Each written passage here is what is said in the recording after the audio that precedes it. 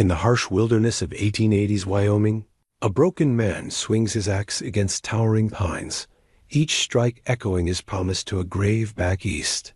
Bo Tanner has nothing left but calloused hands and a stubborn will to carve out something that's his alone. Day after day, he shapes logs into walls, builds a roof beam by beam, creating a one-room sanctuary from the unforgiving frontier. Then she arrives. Miss Evelyn Ashford steps off the eastbound train in her fine silk dress, representing everything Bo has learned to distrust about wealth and power. Her father's railroad fortune could buy and sell the entire territory, but something about the quiet cowboy's strength draws her back to his remote cabin again and again. But when her father's expansion plans threaten to destroy everything Bo has built, would a woman raised in luxury choose love over fortune? Before we jump back in, tell us where you're tuning in from. And if this story touches you, make sure you're subscribed, because tomorrow I've saved something extra special for you. The Wyoming Territory stretched endlessly under a steel-gray sky, its vastness broken only by wind-carved ridges and the occasional stand of lodgepole pine. Here, in a clearing 15 miles west of the railroad town of Bitter Creek, Bo Tanner worked alone with the methodical patience of a man who had learned that haste bred mistakes. And mistakes could kill. His hands, scarred from countless battles with axe and saw, moved with practiced precision as he shaped another foundation stone. Each piece had to fit perfectly. No mortar would bind these stones. Only the weight of careful placement and the honesty of his labor. A simple gold band on his left hand caught the morning light as he lifted the stone, a reminder of promises made and kept, even in the face of loss. Bo had been many things in his 43 years. A farm boy in Missouri, a Union scout during the war between the states, a husband to Sarah Jane Morrison for 12 precious years. Now he was something simpler and perhaps more honest, a man building a home with his bare hands because he had nowhere else to go and nothing left to lose. The cabin would be modest, one room with a sleeping loft, a stone fireplace, and windows facing east to catch the morning sun. Sarah had always loved the morning light, would sit by their kitchen window in Kansas, sipping coffee from her delicate china cup, watching the world wake up. That cup sat wrapped in his saddlebags now, the only fragile thing he'd carried west. After burying her beneath the cottonwoods dot, his current tools were few, but well maintained. A double-bit axe he'd forged himself, a crosscut saw, a set of chisels, and a level that had belonged to his grandfather. Everything else he fashioned as needed: the wooden mallet from seasoned oak, the measuring stick notched with his own careful marks, the rope he'd braided from prairie grass when store-bought. Hemp proved too costly. The work demanded everything he had. Each log had to be cut to precise length, notched to fit its neighbors, then hefted into place by sheer strength and leverage. His back ached constantly, his shoulders burned, and his hands bled through the calluses. But the pain was clean, honest so, different from the hollow ache that had driven him from Kansas after Sarah's funeral. Building something that'll last, he murmured to himself, a habit he developed during the long, silent days. Sarah used to tease him about talking to himself, said it was a sign of either deep thinking or creeping madness. He supposed it might be both. The nearest neighbor lived 8 miles south. Old Henrik Larsen, a Norwegian who'd homesteaded a creek bottom and somehow coaxed wheat from the stubborn soil. They'd met twice, both times when Bo rode to town for supplies. Larsen was a decent man, weathered by frontier hardship, but still quick to share what little he had. Most folks in Bitter Creek were the same, suspicious of strangers, but generous once you proved your worth. The town itself crouched beside the Union Pacific tracks like a wolf beside a stream, drinking what it needed and watching for threats. 300 souls, maybe 400 if you counted the ranch hands who drifted through. A main street of weathered storefronts, 2 saloons, a hotel that had seen better days, and Dr. Henley's office where the old army surgeon patched up. Everything from knife wounds to difficult births. Jake Morrison ran the Copper Dollar saloon with the easy authority of a man who'd survived worse places than Wyoming territory. He'd taken a liking to Bo, perhaps recognizing something familiar in the quiet cowboy's eyes, the particular weariness that came from seeing too much death too young. "You're building out there in the middle of nowhere," Morrison had observed during Bo's last visit to town. "Takes either courage or foolishness to live that far from help." "Maybe both," Bo had replied, nursing a whiskey that burned just enough to remind him he was still alive.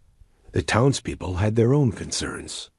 Talk around the saloon centered on rumors of railroad expansion, survey crews working their way west, and the money men from back east who saw the territory as nothing more than lines on a map. Most locals favored the railroad. It meant jobs, commerce, connection to the wider world. But a few, like old Larson, worried about what progress might cost. "They come with their papers and their lawyers," Larson had said during one of their brief conversations. "Tell you your homestead ain't legal, your claim ain't proper. Then they take what you built with your own hands." Bo understood the fear. He'd seen it during the war, powerful men reshaping the world with signatures on documents, rarely considering the human cost.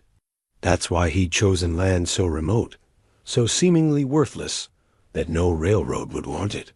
Here, among the sage and wind-carved stone, he could build something that belonged to him alone.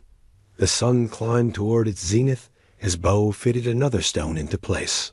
His shirt clung to his back, dark with sweat despite the cool October air. Winter would come early this year. He could feel it in the wind's bite, see it in the way the aspens had already begun turning gold. He needed the walls completed before the first heavy snow, needed the roof tight and the chinking done. Sarah would have understood his urgency. She'd grown up on a farm, knew the rhythm of seasons and the consequence of missed deadlines. During their years together, she'd worked beside him through harvest, through drought, through the lean times when coffee was a luxury and meat came from whatever he could shoot or trap. "You're a good man, O Tanner," she told him near the end, when the fever had burned away everything but her love for him. "Promise me you won't waste your life grieving. Find somewhere peaceful and build something beautiful. Live for both of us." He'd promised, not understanding then what it would cost to keep that promise. The leaving had been hardest riding away. From her grave, from the life they'd built together, from everything familiar and comforting. But he'd learned that grief was like winter. You could prepare for it, endure it, but eventually you had to let spring come. As the afternoon shadows lengthened, Bo allowed himself a moment's satisfaction. The foundation was solid, the first course of logs in place. Tomorrow he'd begin raising the walls in earnest, if the weather held. Tonight he'd cook beans and salt pork over his small fire, read by lamplight from his worn copy of Pilgrim's Progress, and sleep under stars that seemed close enough to touch. The territory was harsh, unforgiving, beautiful in its austere way. A man could disappear here, become something new, or simply fade into the landscape like morning mist. But for the first time since Sarah's death, Bo felt the possibility of permanence. He was building more than a cabin. He was creating a place where a man could belong, where the past didn't define the future, where promises could be kept one stone, one log at a time. The wind picked up as evening approached, carrying scents of sage and distant snow. Somewhere to the east, a train whistled, the evening freight heading toward bigger cities and busier lives. Bo barely noticed. His world had narrowed to this clearing, this work, this careful construction of something that would outlast him. He had no way of knowing that forces beyond his control were already in motion, that his solitary peace would soon be challenged by a woman whose father commanded more power than any territorial government. For now, there was just the work, the promise, and the gradual satisfaction of walls rising from wilderness. The eastbound train wheezed to a stop at Bitter Creek's weathered platform, with a symphony of grinding brakes and escaping steam. Among the usual collection of traveling salesmen and territorial officials, one passenger stood apart like a rose. In a patch of sagebrush dot, Miss Evelyn Ashford stepped carefully from the first-class car, her burgundy traveling dress immaculate despite the long journey from Chicago. Her leather gloves were spotless, her small hat perfectly positioned, and the leather satchel she carried spoke of quality that most folks in Bitter Creek saw only in catalog illustrations. She surveyed the dusty platform with eyes the color of winter sky, intelligent and assessing. The station master, Pete Hawkins, nearly dropped his lantern. In 30 years of watching trains arrive, he'd never seen such refinement step onto his platform. The other passengers seemed equally stunned. Conversation died as they took in this vision of Eastern sophistication in their rough frontier town. "Ma'am," Pete managed, touching his cap. "Welcome to Bitter Creek. You meeting someone?" Evelyn's smile was polite but distant. "I'll need directions to your hotel, and I'll require a reliable guide familiar with the surrounding territory." Her voice carried the crisp enunciation of expensive education, each word carefully chosen. "Yes, ma'am. The Grand Hotel's just down Main Street, can't miss it. As for a guide," Pete scratched his graying beard, "depends on what you're looking for out there. I'm conducting a survey for railroad development purposes." She withdrew a leather-bound journal from her satchel, its pages filled with precise notes and detailed sketches. "I need someone who knows the land, the water sources, the settlement patterns." Word spread through Bitter Creek faster than wildfire. By evening, the Copper Dollar Saloon buzzed with speculation about the refined Eastern lady and her mysterious purpose. Some saw opportunity railroad money meant jobs and prosperity. Others, like Henrik Larson, nursed their drinks and worried about what changes might come. 3 days later, Evelyn hired Tom Brennan, a local rancher who knew every creek and ridge within 50 miles, to guide her survey expedition. What she hadn't expected was how the vast emptiness of the territory would affect her, how the endless sky and wind-carved landscape would stir something deep in her carefully ordered soul. On the 4th day, following a game trail that wound through stands of aspen and pine, they crested a ridge and looked down into a hidden valley. There, in a clearing beside a spring-fed creek, stood the skeleton of a log cabin. "Well, I'll be," Brennan muttered. "Someone's building out here." Didn't know anyone had claimed this section. Evelyn raised her father's field glasses, studying the construction with the same methodical attention she applied to everything. The workmanship was extraordinary, each log precisely fitted, the foundation stones perfectly placed, every angle true and square. Whoever was building this cabin possessed both skill and infinite patience. "Do you know who owns this land?" she asked, making notes in her journal. "Territory's mostly unclaimed out here. Could be anyone with the grit to file a homestead claim." Brennan shrugged. "Takes a particular kind of man to build that far from town, though. Either someone running from something, or someone who just wants to be left alone." As if summoned by their conversation, a figure emerged from the timber, carrying a massive log across his shoulders. Even at distance, Evelyn could see the man's extraordinary strength. He moved with the steady, purposeful gait of someone accustomed to heavy labor. Setting the log carefully in place, he began working with an adze, shaping the wood with precise, economical strokes. "That's Bo Tanner," Brennan said, recognition dawning. "Quiet fellow. Comes to town maybe once a month for supplies. Keeps to himself. Pays in gold. Doesn't cause trouble." Evelyn found herself studying the distant figure with unexpected fascination. There was something compelling about his complete focus, the way he worked without haste, but without pause, as if the cabin's completion was inevitable as sunrise. "I need to speak with him," she said. "Ma'am, he's not much for conversation. Polite enough, but I need to understand his claim to this land. It's directly in the path of the proposed rail line. They rode down into the valley, their horses' hooves muffled by pine needles and fallen leaves. The man Bo continued working until they were within 50 yards, then straightened and turned to face them. His eyes were the color of storm clouds, intelligent and wary. "Afternoon," he said, his voice carrying easily across the clearing. He wore simple clothes wool pants, a cotton shirt dark with sweat, boots that had seen hard use. But everything about him spoke of competence, from his stance to the way he held his tools. "Mr. Tanner," Brennan called. "This here's Miss Ashford. From Chicago. She's doing survey work for the railroad." Something flickered in those gray eyes, not fear exactly, but a careful measuring. "Ma'am," he said, touching his hat brim. "What brings you to my land?" Evelyn dismounted, surprised by how the simple courtesy affected her.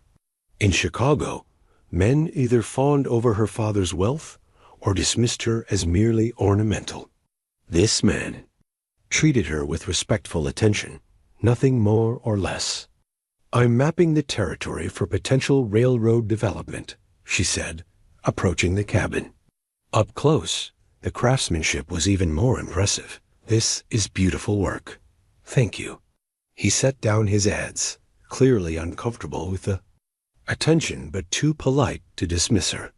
"You said railroad development?" "Yes. My father's company is considering extending a line through this region." She studied his face as she spoke, noting the way his jaw tightened almost imperceptibly. "Do you have legal claim to this land?" "Filed proper homestead papers in Cheyenne last spring. Got my receipt and everything." His voice remained level, but she sensed steel beneath the calm. "Why?" Evelyn felt an unexpected pang of something regret. Sympathy? As she made careful notes in her journal. "I'm simply documenting existing claims and structures. The railroad company needs to understand what's already here." "I see." Bo's eyes moved from her to Brennan, then back to the partially completed cabin. "And what happens to what's already here?" "That would be determined by the company's lawyers and the territorial government." She heard the coldness in her own voice, the practiced distance she'd learned from watching her father conduct business. But something about this man's quiet dignity made her usual detachment feel like a betrayal. "Of course."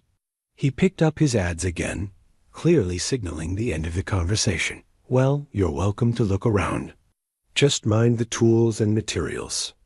As Evelyn walked the perimeter of the construction site, she found herself increasingly impressed by the scale of the undertaking.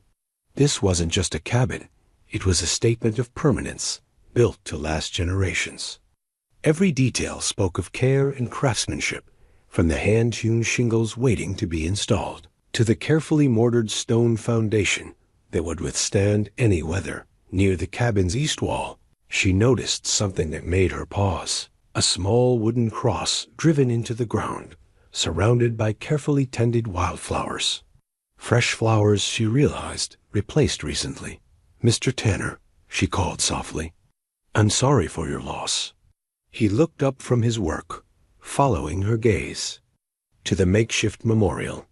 For a moment, his careful composure cracked, revealing grief so raw it took her breath away. "Thank you," he said quietly. She would have loved this place. In that moment, Evelyn understood something fundamental about this man and his isolated construction project. He wasn't just building a cabin, he was creating a sanctuary, a place to honor memory and perhaps find peace. The realization hit her like a physical blow, followed immediately by the terrible knowledge of what her father's railroad would do to such a place. The ride back to town passed in uncomfortable silence. Brennan, sensing the tension, kept his observations to himself. But Evelyn's mind raced with implications and complications she hadn't anticipated. Her survey was supposed to be straightforward: document existing structures, assess geographic challenges, provide data for her father's expansion plans. She hadn't expected to find someone like Bo Tanner building something beautiful and permanent in the path of progress. That evening, alone in her hotel room, she stared at her journal entries. The clinical notes and measurements seemed inadequate, failing to capture the essence of what she'd witnessed. How could she explain to her father that this particular section of empty territory wasn't empty at all, but filled with dreams and determination and the quiet strength of a man who'd lost everything and was trying to build it back? She thought about Beau's eyes when she'd mentioned the railroad, the way he'd measured her words and found them wanting. He'd been unfailingly polite, but she'd sensed his judgment another Eastern interloper come to catalog and claim what others had built with sweat and sacrifice. The worst part was that his judgment was accurate. She was her father's daughter, trained from childhood to see territory as opportunity, land as commodity, people as obstacles to be negotiated around or through. But something about the afternoon had shaken that certainty, made her question assumptions she'd never thought to examine. Outside her window, the Wyoming wind howled with the promise of early winter. Somewhere in the darkness, a man worked alone, by lamplight, shaping wood and stone into shelter, carrying forward promises made to the dead. And for the first time in her carefully ordered life, Miss Evelyn Ashford wondered if there might be more to existence than the relentless forward motion of progress and profit. The railroad was coming, that much was certain. But as she finally drifted toward sleep, Evelyn found herself hoping that somehow, when the dust settled, there would still be room in this vast territory for quiet men building beautiful things in hidden valleys, keeping faith with love and loss and the simple dignity of honest work. Over the following weeks, Evelyn found herself returning to Beau's Valley with increasing frequency. Each visit was carefully justified in her survey notes, checking seasonal water levels, documenting wildlife patterns, measuring elevation changes. But the truth was simpler and more complicated. She was drawn to watch him work. There was something mesmerizing about his methodical progress. Each morning, Beau would survey his previous day's accomplishments, plan the day's tasks, then set to work with unwavering focus. His hand-forged axe moved with the rhythm of a man who'd found peace in repetition, each stroke precisely placed and purposeful. "You're back," he observed one crisp November morning, not looking up from the log he was notching. No accusation in his voice, just simple statement of fact. "The survey requires thorough documentation," Evelyn replied, settling, her horse at the edge of the clearing. She'd taken to riding alone now, dismissing Brennan's services after the first week. The solitude of the journey suited her growing need for reflection. Beau nodded, accepting her explanation without challenge. He'd grown accustomed to her presence, she realized, treating her with the same quiet courtesy he might show a persistent but harmless bird that had taken to visiting his worksite. "Coffee's hot if you want some," he offered, gesturing toward a small fire where a battered pot steamed. "Not fancy, but it's warm." The invitation surprised her. In all her previous visits, their interaction had been limited to brief, polite exchanges. She dismounted carefully, conscious of how her divided riding skirt and practical boots marked her as different from the proper Eastern ladies she'd been raised to emulate. "Thank you." She accepted the tin cup he offered, savoring the bitter warmth. "You make good coffee." "Sarah taught me," he said simply. Said a man who couldn't make decent coffee wasn't fit for civilized company. It was the first time he'd mentioned his wife's name, and Evelyn felt the weight of the confidence. "She sounds like a wise woman." She was. Beau returned to his work, but the rigid formality had eased slightly. "Taught school before we married. Had strong opinions about most things." Evelyn found herself curious about this woman who'd captured such a man's devotion. "How long were you married?" 12 years. His voice carried no self-pity, just the measured cadence of someone who'd learned to speak of loss without being consumed by it. "Good years. We were planning to homestead out here together, but—" He shrugged, the gesture encompassing everything. Words couldn't. "I'm sorry. Evelyn said, meaning it. Building this alone must be incredibly difficult. Keeps me busy. Bo fitted another log into place, checking its alignment with practiced eye. Gives me something to do with my hands besides brood. They worked in companionable silence, he on his cabin, she sketching in her journal. But for the first time, her drawings captured more than measurements and geographic features. She found herself documenting the careful way he selected each piece of wood, the unconscious grace of his movements, the growing structure that seemed to emerge from the landscape, as naturally as the surrounding trees. "You're quite an artist," Bo commented during a brief rest, glancing at her open journal. "Those drawings, they're more than just survey notes." Evelyn felt heat rise in her cheeks. "I was trained in artistic documentation. My father believes in thorough records." "Your father's in the railroad business?" "He owns Ashford Railroad Development Company." She watched his face carefully as she spoke, but saw only thoughtful attention. "We specialize in expanding rail networks into undeveloped territories. Must be interesting work." His tone remained neutral, but she sensed the careful measurement behind his words. "Traveling to new places, seeing country most folks never will." "It is," she admitted, "though sometimes I wonder." She caught herself before voicing doubts she'd never expressed aloud. "Wonder what?" The question was gentle, without pressure, and somehow that made it harder to deflect. Whether development always means improvement. Whether bringing civilization to a place necessarily makes it better. Bo considered this while sharpening his axe blade. "Depends on what you mean by better, I suppose. More convenient, maybe. More profitable for some. But," he gestured at the vast landscape surrounding them, "hard to improve on something that's already perfect in its own way." His words echoed thoughts Evelyn had been reluctant to acknowledge. Each day in the territory had deepened her appreciation for its austere beauty, its sense of endless possibility. The idea of carving it up with railroad tracks and telegraph lines suddenly seemed less like progress and more like vandalism. "You don't approve of the railroad coming through," she said. "Not my place to approve or disapprove." Bo resumed his work, but his movements had grown more deliberate. "Big men with big plans don't much care what fellows like me think.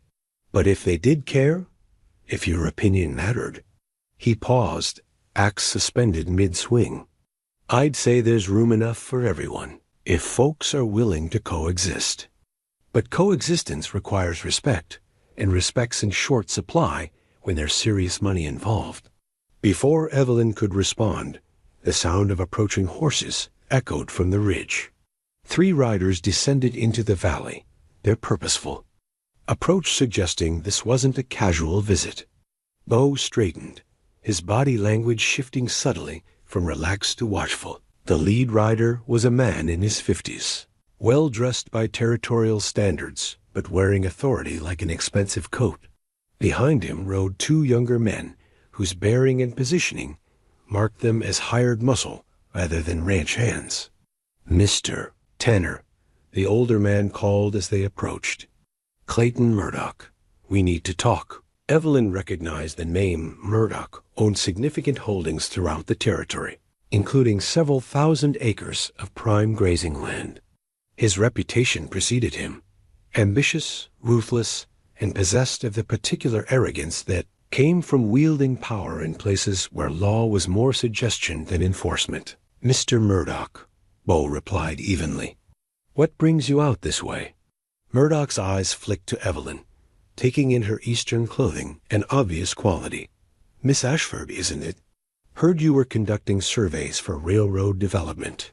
His smile was predatory. "Glad to see you're being thorough, Mr. Murdoch." Evelyn kept her voice carefully neutral, though something about the man set her teeth on edge. "Now then, Tanner," Murdoch continued, dismounting with practiced ease, "I'll come straight to the point. This valley's going to be valuable real estate once the railroad comes through. I'm prepared to make you a generous offer for your claim." "My claim's not for sale," Bo said quietly. Everything's for sale at the right price. Murdoch walked closer, studying the cabin's construction with appraising eyes. You've done good work here, but building in the path of progress is like swimming upstream, possible, but ultimately pointless. Progress assumes someone gets to decide which direction is forward, Bo observed. I'm content with the direction I'm going. Murdoch's smile tightened. $500, Tanner. More than you paid for the land, more than you'll ever see. Again for a patch of wilderness 15 miles from nowhere. My answer stands. Think carefully, Murdoch pressed. Rail lines go where the money wants them to go. If this valley's in the way, it'll get moved or removed. Better to profit from change than be buried by it. Evelyn felt a chill that had nothing to do with the November wind. There was threat in Murdoch's words, carefully veiled but unmistakable. She glanced at Bo, noting the way his hands had moved closer to the axe handle. I appreciate the advice, Bo said, but I'll take my chances with progress. For a moment, the tension stretched taut as a bowstring. Then Murdoch shrugged, remounting his horse with deliberate casualness. Your choice, Tanner, but choices have consequences. He touched his hat brimmed toward Evelyn. Miss Ashford, pleasure meeting you. I hope your survey work proves ... enlightening. They rode away as purposefully as they'd arrived, leaving silence in their wake. Evelyn watched them disappear over the ridge, troubled by implications she was only beginning to understand. He seems to know a great deal about the railroad's plans, she said carefully. Murdoch's got interests in everything that happens in this territory, Bo replied. Usually turns a profit whether things go well or poorly for everyone else. And he's clearly interested in your land. Interested enough to make threats disguised as offers. Bo returned to his work, but his movements carried new tension. Question is, what's he know that I don't? Evelyn thought about her father's instructions, about the sealed documents in her hotel room safe, about the conversations she'd overheard during late-night meetings in Chicago. Murdoch's confidence suggested connections that reached far beyond territorial politics. Mr. Tanner, she said slowly, I think there may be more to the railroad's plans than either of us fully understands. He looked at her then with those storm-gray eyes, and she saw in them a recognition that their careful dance of courtesy and distance was ending. Whatever was coming would demand more than polite conversation and guarded truths. I reckon you might be right, Miss Ashford, he said quietly. Question is, when the time comes to choose sides, where will you stand? It was a fair question, and as Evelyn rode back toward town that evening, she realized she no longer knew the answer. The first snow fell 3 days after Murdoch's visit, dusting the valley in pristine white that made Bo's progress seem even more remarkable. When Evelyn arrived that morning, she found him working despite the cold, his breath visible in crystalline puffs as he carefully positioned roof beams. Shouldn't you wait for better weather? She called, dismounting near his small fire. Winter won't wait for me, he replied, not pausing in his work. Roof needs to be on before the heavy snows come, or I'll lose months of work to moisture damage. She watched him work for a while, impressed by his methodical approach to the challenge. Each beam was measured twice, positioned with infinite care, secured with hand-forged iron spikes. The cabin was beginning to take recognizable shape, no longer just walls and potential, but the clear outline of a home. There's something I need to show you, she said finally, the words carrying more weight than she'd intended.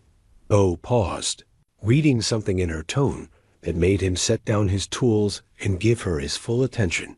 What is it? Evelyn withdrew a folded paper from her satchel, her hands trembling slightly as she handed it to him. I found this among my survey materials. I think you should see it. The document was a detailed map of the proposed rail line, marked with precise surveyor's notations and signed by her father's chief engineer. Bo studied it with growing understanding, his face hardening as he traced the red line that cut directly through his valley. This shows the railroad coming right through here, he said quietly. Right through the middle of my claim. Yes. Evelyn's voice was barely above a whisper. The route was finalized before I arrived. My survey was just ... confirmation.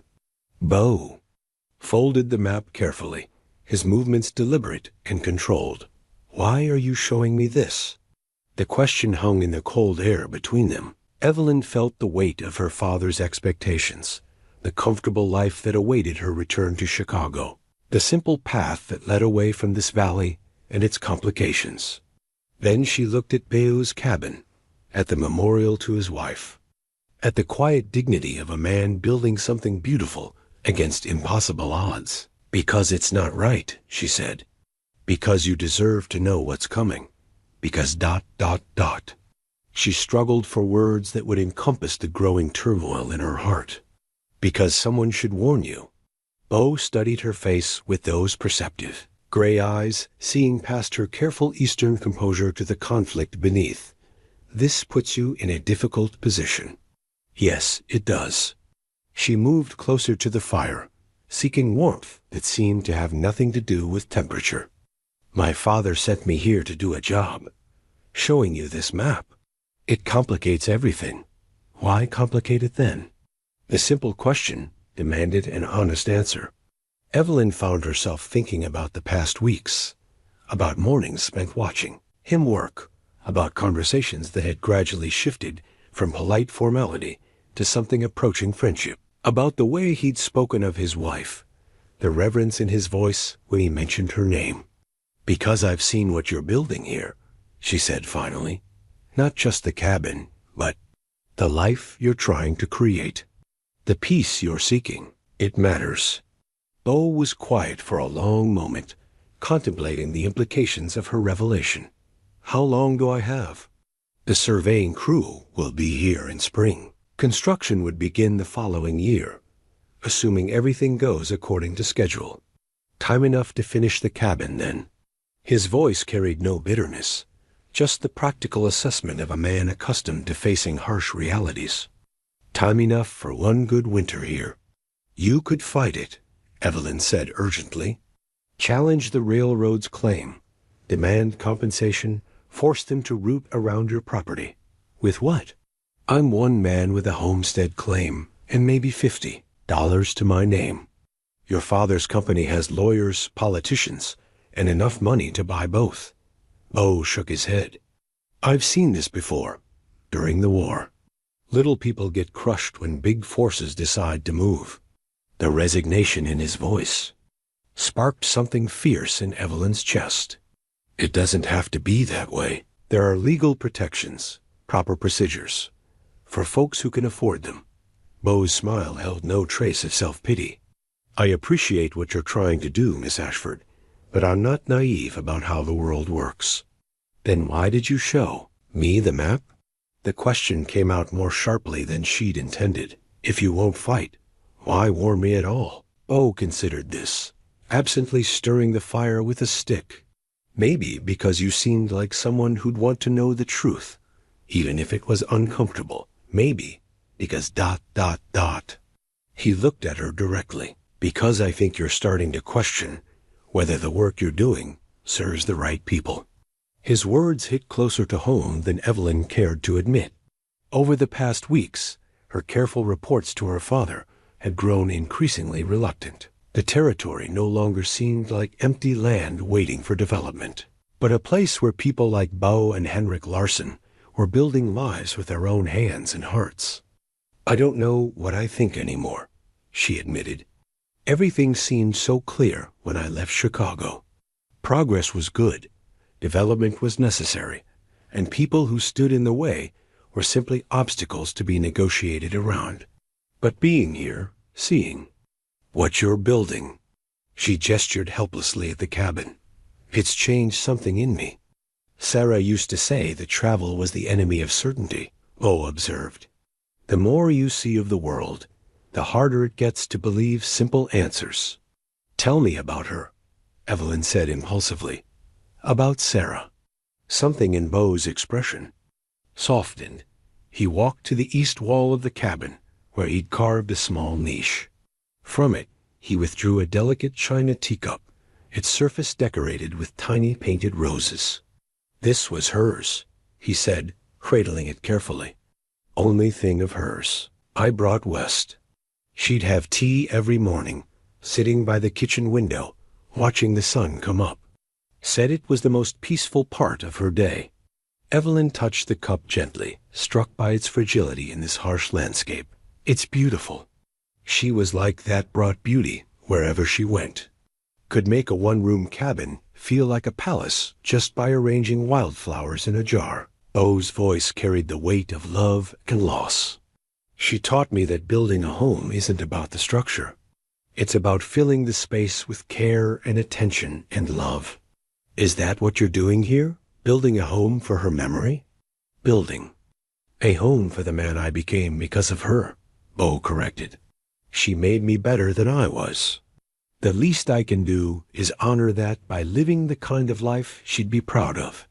They stood in comfortable silence, watching snow fall steadily beyond the cabin's partially completed walls. Evelyn found herself imagining what it would look like, finished, the roof tight against winter storms, windows glowing with lamplight, smoke rising from the stone chimney. A place of refuge and reflection, built by love and maintained by loyalty. I have to ask you something, she said quietly. If the railroad comes through, if they force you to leave, what will you do? Beau replaced the teacup in its niche, handling it with infinite care. Find another piece of empty country, I suppose. Start over. And if there is no empty country left, if men like my father claim everything worth having, then I'll keep looking until I find a place they missed. His smile was tired but genuine. The world's a big place, Miss Ashford. Always room for one more dreamer building something small and honest. But even as he spoke the words, Evelyn heard the uncertainty beneath them. The frontier was closing, territories becoming states, wilderness giving way to civilization's ordered progress. Men like Beau Tanner were becoming anachronisms, their simple desire for peaceful independence increasingly incompatible with a world that demanded participation in larger systems. I should go, she said finally, before the snow gets worse. Ride careful, Beau cautioned. Winter storms can turn dangerous fast out here. As she mounted her horse, Evelyn felt the weight of decisions yet to be made. The map in her satchel felt like a betrayal, not just of Beau, but of something fundamental about honesty and fairness. Yet returning it to her father without warning, Beau would have been a greater betrayal still. Mr. Tanner, she called as she prepared to leave. Thank you for showing me Sarah's cup, for trusting me with something so precious. Thank you for showing me that map, he replied, for caring enough to warn me, even when it costs you something. The ride back to town passed in contemplative silence, broken only by the soft sound of her horse's hooves in fresh snow. By the time Evelyn reached Bitter Creek, she'd made a decision that would have shocked her former self, and would certainly shock her father. She was going to fight for Beau Tanner's right to keep his home. She didn't know how, didn't understand the full implications, but she knew with crystalline clarity that some things mattered more than railroad, schedules and profit margins. The question was whether she'd have the courage to follow through when the real test came.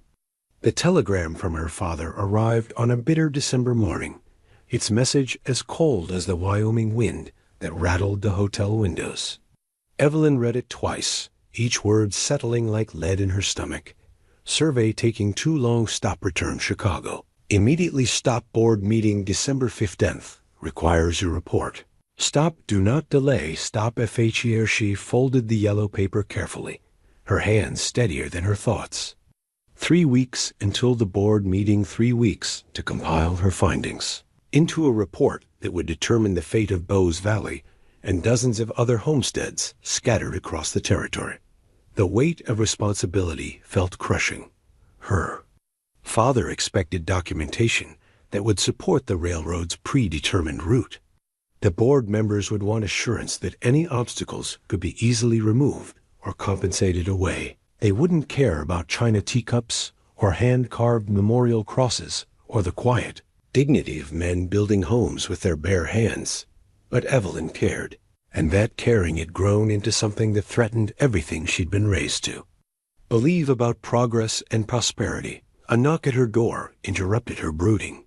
"Come in," she called, expecting the hotel manager with some mundane concern.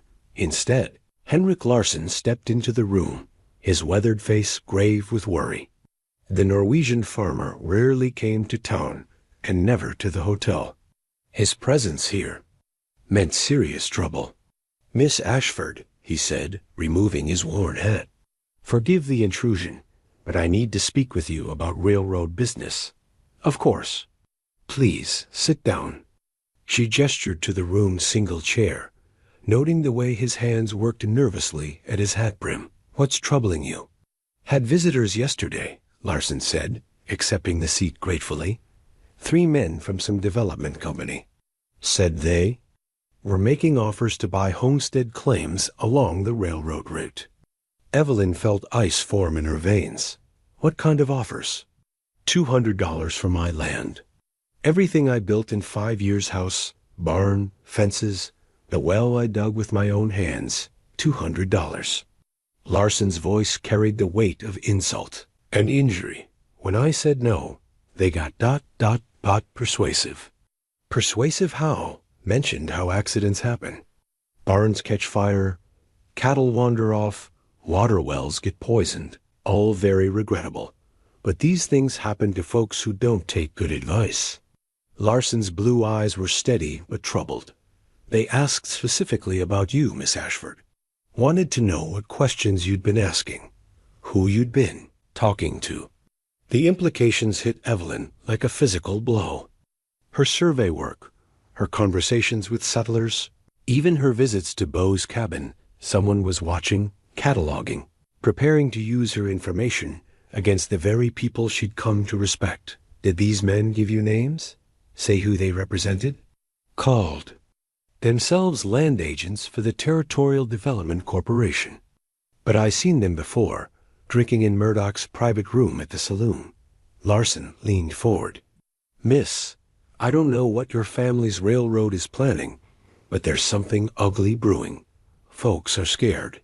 Evelyn thought about the sealed documents in her hotel safe, the detailed maps and acquisition plans her father had provided.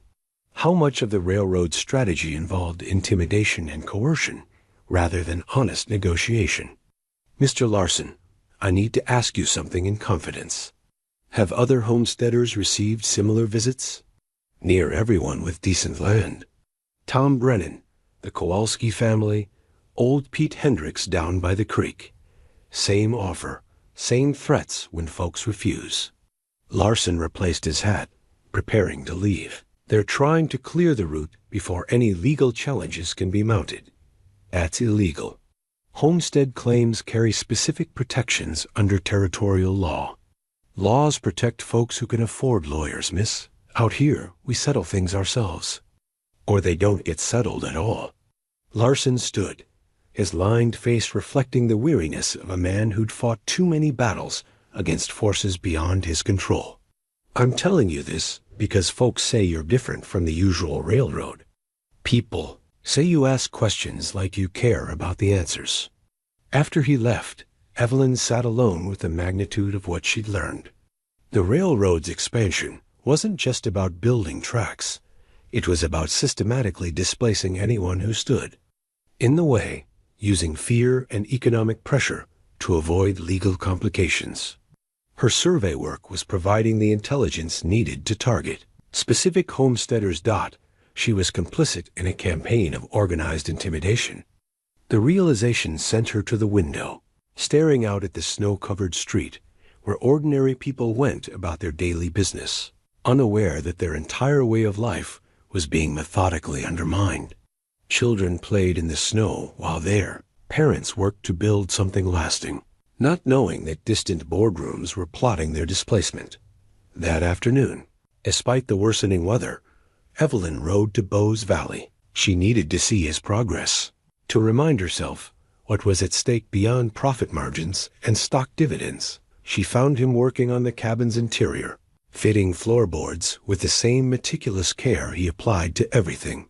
The structure was nearly complete, now walls tight, roof sound, windows installed. It looked like a home. "You shouldn't be riding in this weather," he said, looking up from his work. "Storms coming in fast." "I needed to talk to someone who might understand," she replied, shaking snow from her coat. "Henrik Larsson came to see me this morning." Bo's expression darkened as she recounted the farmer's story. By the time she finished, he was gripping his hammer with white knuckles. "Territorial Development Corporation," he said grimly. "Murdoch's outfit. He's using intimidation to clear the railroad route before construction begins. You know about this?" "Suspected. Jake Morrison mentioned seeing Murdoch's men making rounds, but I didn't realize how organized it was."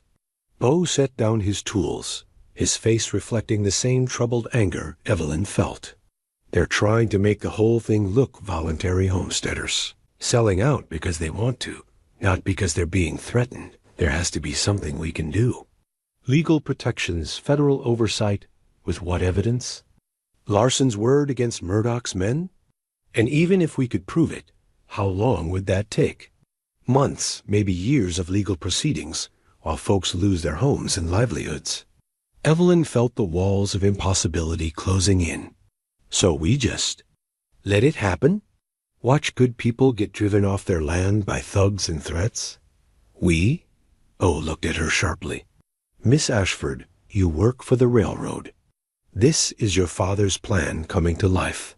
The accusation stung because it was accurate. "I didn't know about the intimidation tactics. My father told me this was standard territorial development legal. Proper. Compensated. Maybe that's what he told himself too." O's voice carried no anger, just sad understanding. "Easy to believe things are clean and legal when you're 3 states away from the actual work." They stood in silence, watching snow fall beyond the cabin's windows. The structure felt solid, permanent, but Evelyn knew it was as fragile as her father's railroad was powerful. All of this, the careful craftsmanship, the memorial to Sarah, the peaceful sanctuary Bo had built, could be swept away by legal documents and economic pressure. "I got another telegram today," she said quietly. "My father wants me back in Chicago for a board meeting. I'm supposed to present findings that support the railroad's route, and will you?" The question hung between them like a bridge she wasn't sure she had the courage to cross. Supporting the railroad meant betraying everything she'd learned to value about this place and these people. Opposing it meant betraying her family, her comfortable life, everything she'd been raised to believe about progress and prosperity. "I don't know," she admitted. "I honestly don't know." Bo studied her face with those perceptive gray eyes. "Can I tell you something Sarah used to say?" Evelyn nodded, hungry for any wisdom that might illuminate her path forward. "She said that life's most important decisions aren't about choosing between good and evil. Evil's usually obvious enough. The hard choices are between good and good, or between different kinds of loyalty." Bo moved to the window, looking out at the valley he'd claimed and shaped. "Question is, which loyalty matters more when you can't honor them all? What if the choice is between loyalty to family and loyalty to what's right? Then you have to decide what kind of person you want to be when the dust settles." His voice was gentle but firm. "Because you're the one who has to live with your choices, not your father or his board members or anyone else." As evening approached and the storm intensified, Bo insisted that Evelyn stay until morning rather than risk the dangerous ride back to town. She spent the night in the cabin's completed section, wrapped in borrowed blankets beside the stone fireplace. Listening to wind howl around the sturdy walls in the pre-dawn darkness, she made her decision. It would cost her everything she'd known, would likely destroy her relationship with her father, would thrust her into a world where she had no established place or role. But some bridges, once crossed, could never be uncrossed. When morning came, clear and bitter cold, Evelyn knew exactly what she would tell the railroad board. The question was whether she'd have the strength to follow through when the time came to speak the words that would change everything. The return journey to Chicago felt like traveling backward through time. Each mile eastward carried Evelyn further from the vast skies and honest simplicities of Wyoming territory, deeper into a world of gaslight and complex machinations where power moved through carefully worded contracts and boardroom negotiations. She spent the 3-day train ride preparing for the most important presentation of her life. Her survey notes filled 2 leather portfolios, but the report she intended to deliver bore little resemblance to what her father expected. Instead of recommending the predetermined route, she would argue for alternative paths that avoided existing homesteads. Instead of dismissing settler concerns, she would document their legal rights and moral claims to the land they'd improved with their own labor. It was professional suicide, and she knew it. The Ashford mansion on Prairie Avenue stood, unchanged, imposing limestone facade, manicured grounds, servants moving through their precisely choreographed routines. But Evelyn saw it differently now, through eyes that had watched a man build a home with his bare hands. The mansion's opulence, once a source of pride, now seemed excessive, almost vulgar in its casual display of wealth. "Evelyn, my dear." Her father rose from his study chair as she entered, his smile warm but appraising. "You look healthy." The frontier air obviously agreed with you.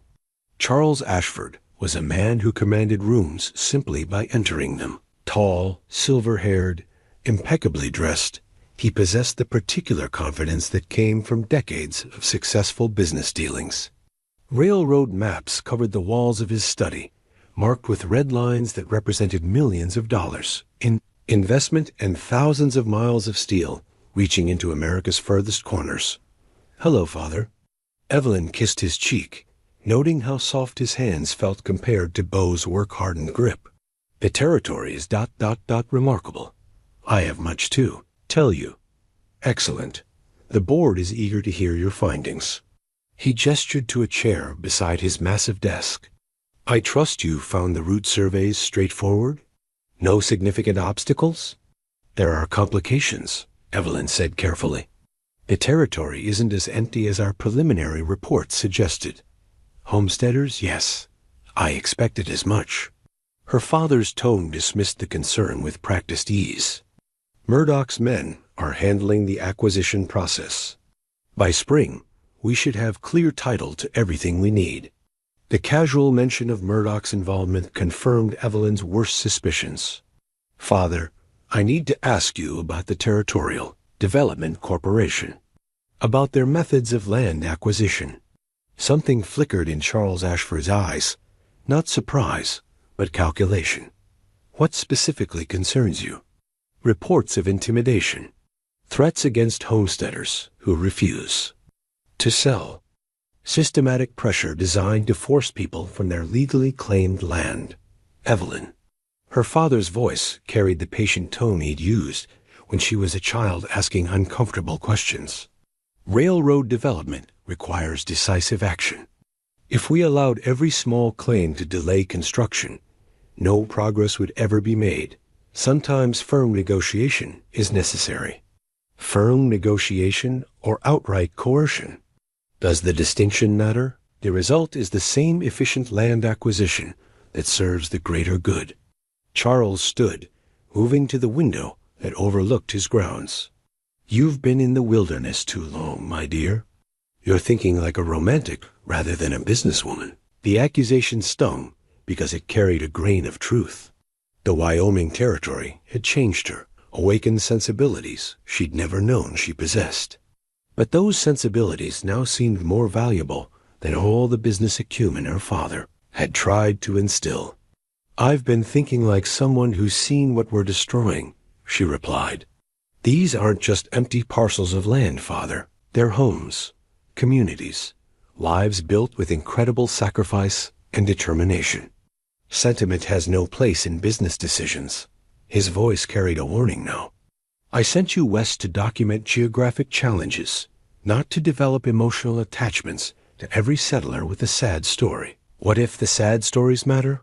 What if progress should consider the human cost of development? Charles turned from the window, his expression hardening. Progress considers efficiency, profitability, and strategic advantage. Everything else is luxury we can't afford in competitive markets.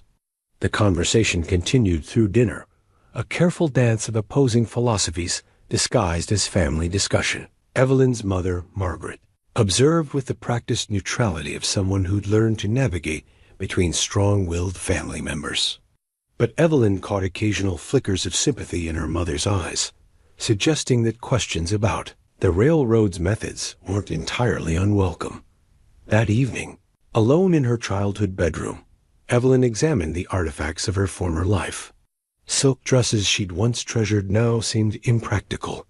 Books about European culture and classical music felt disconnected from any reality that mattered.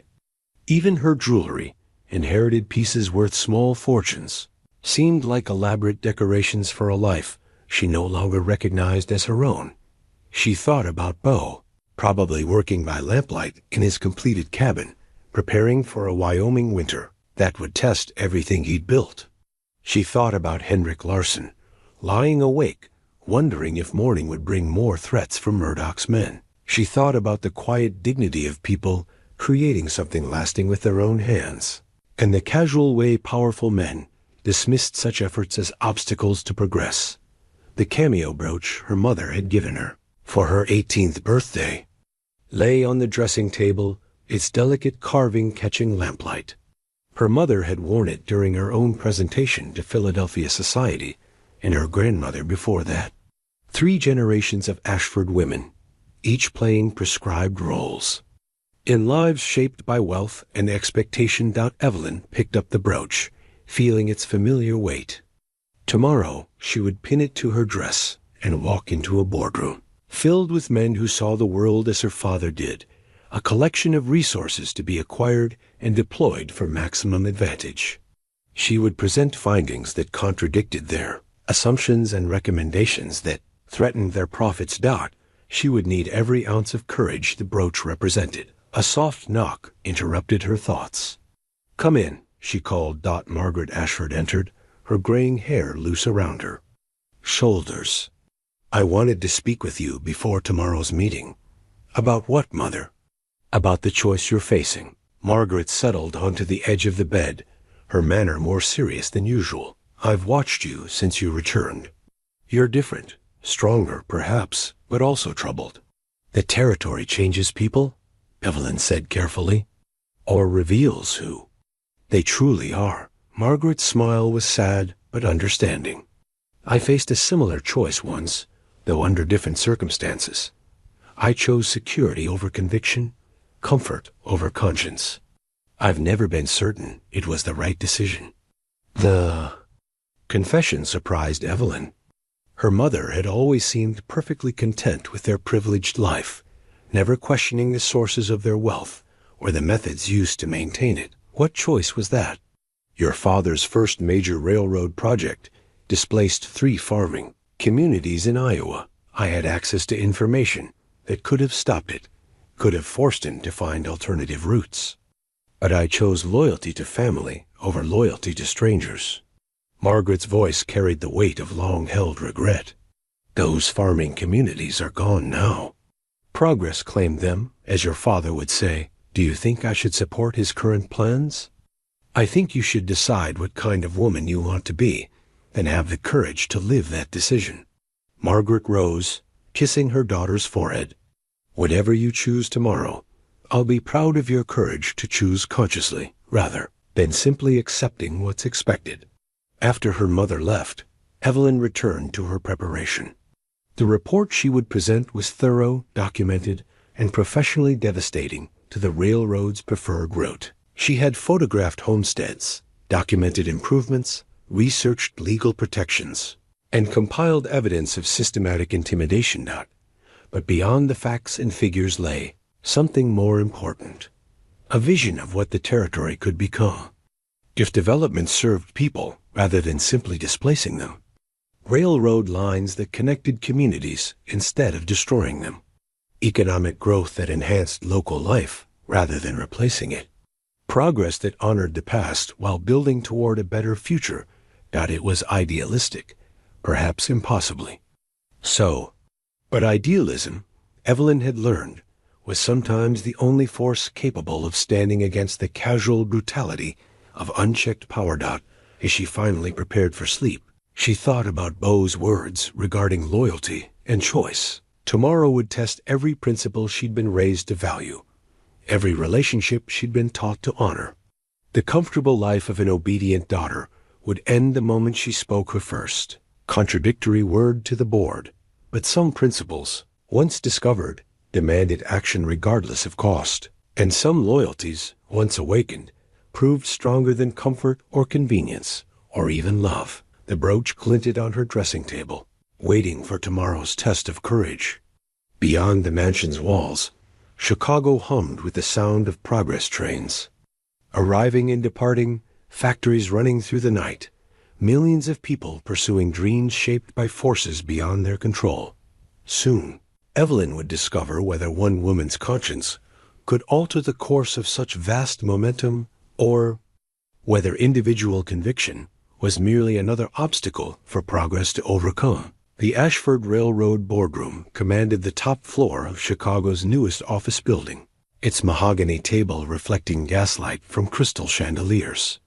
12 men in expensive suits occupied leather chairs, their faces bearing the confident expressions of individuals accustomed to reshaping the world. Through financial leverage and political influence, Evelyn entered wearing her mother's cameo brooch and carrying 2 leather portfolios.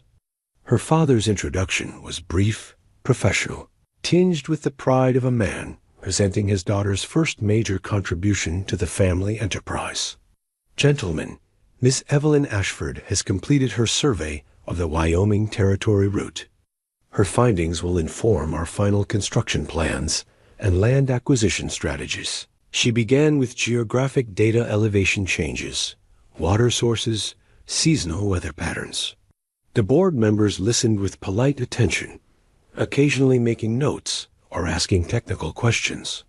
This was the straightforward portion of her presentation, the foundation for everything that would follow. The proposed route encounters several significant challenges, Evelyn continued, opening her second portfolio. Most notably, extensive homestead development along the primary corridor. Board member Harrison Clark, a thin man with calculating eyes, leaned forward. How extensive? Our preliminary reports suggested minimal settlement in that region. The preliminary reports were incomplete. Evelyn's voice remained steady despite her racing heart. I documented 47 active homesteads directly impacted by the proposed route, representing approximately 300 individuals who have established legal claims and substantial improvements. Murmurs rippled around the table. Charles Ashford's expression remained carefully neutral, but she caught the warning in his eyes. Legal claims can be challenged, observed board member Thomas Wellen. Homestead law contains numerous technical requirements that frontier settlers often fail to meet precisely. That's true, Evelyn acknowledged. However, I also investigated the methods being used to acquire these properties. What I discovered raises serious legal and ethical concerns. The room fell silent. Her father's jaw tightened almost imperceptibly. Miss Ashford, Clark said carefully, please elaborate on these concerns. Evelyn withdrew a thick folder from her portfolio. I have documented evidence of systematic intimidation being conducted by agents of the Territorial Development Corporation. Homesteaders are being threatened with violence, property destruction, and economic ruin if they refuse to sell their claims at below market prices. That's a serious accusation, Wellen said. What kind of evidence? Witness testimonies documented. Threats and financial records showing the relationship between TDC and our railroad development project.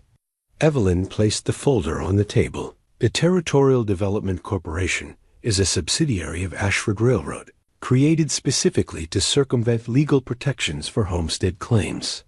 The silence that followed was profound.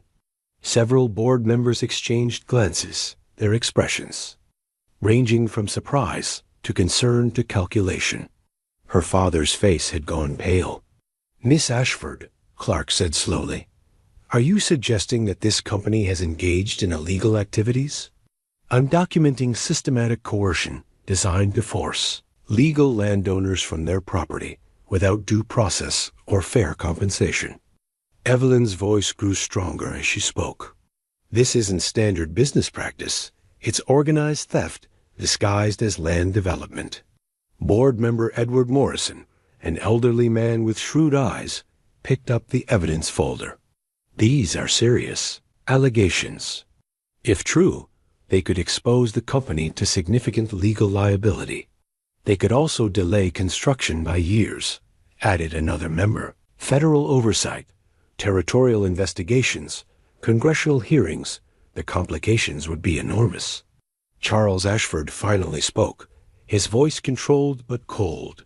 "Evelyn, I think you may have misunderstood the nature of standard territorial development. Frontier business often requires flexible approaches to negotiation." "Flexible approaches don't include burning barns and poisoning wells," she replied, meeting his gaze directly. "And they don't include creating shell companies to circumvent federal homestead protections." She opened the second folder, revealing documents that made several board members lean forward with sharp attention. "These are incorporation papers for the Territorial Development Corporation, showing Ashford Railroad as the primary investor.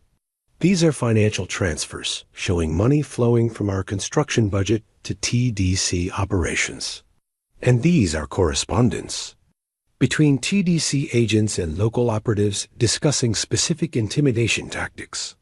Morrison studied the documents with the careful attention of someone who understood their implications.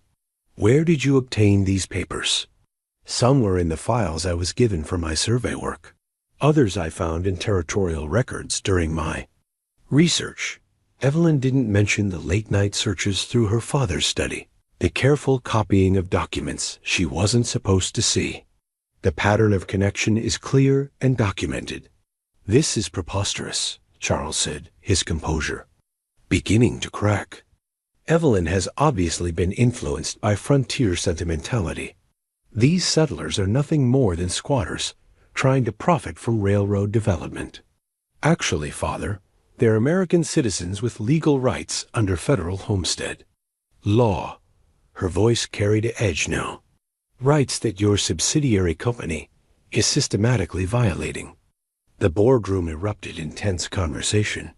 Some members demanded immediate investigation of the allegations.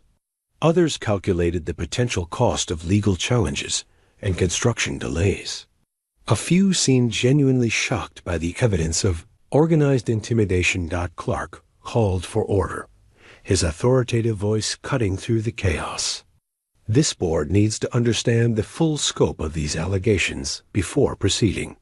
Miss Ashford, do you have recommendations for addressing these concerns?" This was the moment Evelyn had prepared for, the point where idealism would meet practical reality. "I recommend immediate cessation of all TDC activities, formal compensation for affected homesteaders, and route modification to avoid existing settlements wherever possible." "The cost would be enormous," Welling protested. "Route changes, legal settlements, construction delays.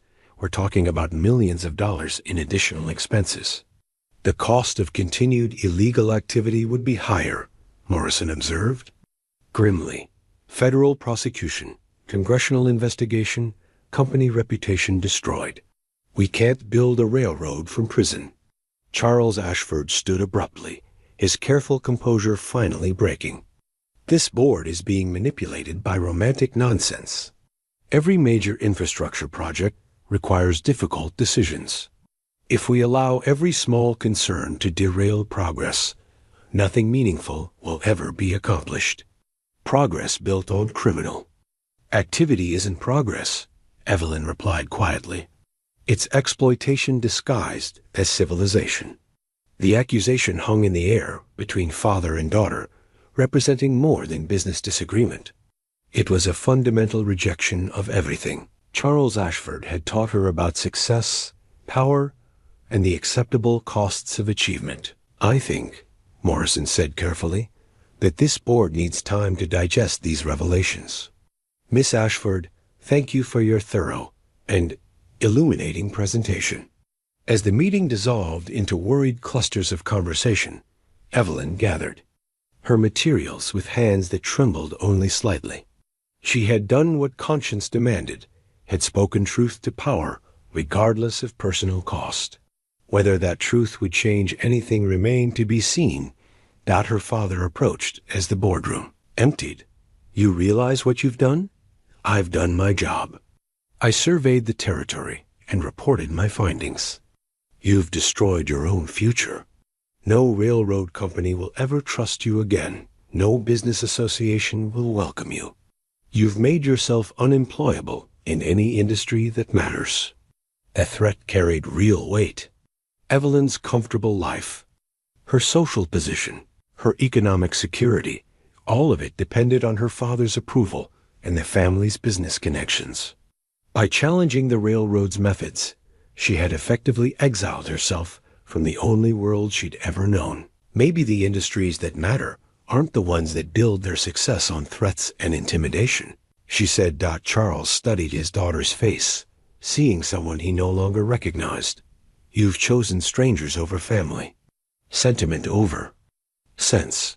You'll regret this decision for the rest of your life. Perhaps, but I'll be able to live with myself." As Evelyn left the boardroom, she felt the weight of irrevocable change. The comfortable certainties of her former life were gone, replaced by the uncertain freedom of following conscience rather than convention. She thought about Bo working in his Wyoming valley, building something honest with his own hands, honoring promises made to love and memory. She had found her own way to honor such promises. Whether the courage to speak truth would prove sufficient to protect what mattered most remained to be seen. But for the first time in her life, Evelyn Ashford knew exactly who she was and what she stood for. The real battle was just beginning. 3 days after the disastrous board meeting, Evelyn received an urgent telegram that changed everything. The message came from Jake Morrison at the Copper Dollar Saloon, its brevity making the situation more ominous. Situation critical. Stop. Murdoch escalating tactics. Stop. Bo needs help. Stop. Come immediately. Stop. Morrison. She departed Chicago that evening on the westbound express, her father's warnings echoing in her mind. Charles Ashford had made good on his threats. Her bank accounts were frozen, her access to family resources revoked, her name quietly circulated among business associates as someone unreliable and sentimental. She traveled now with only the money she'd saved from her survey work and whatever courage she could summon. The 3-day journey felt endless. At every stop, she expected to receive word that she was too late, that Murdoch's escalating pressure had finally broken the homesteaders. Resistance. But no news came, leaving her to imagine increasingly dire scenarios. When the train finally wheezed into Bitter Creek Station, she found a town transformed by tension. Groups of men clustered in suspicious conversation, breaking apart when strangers approached.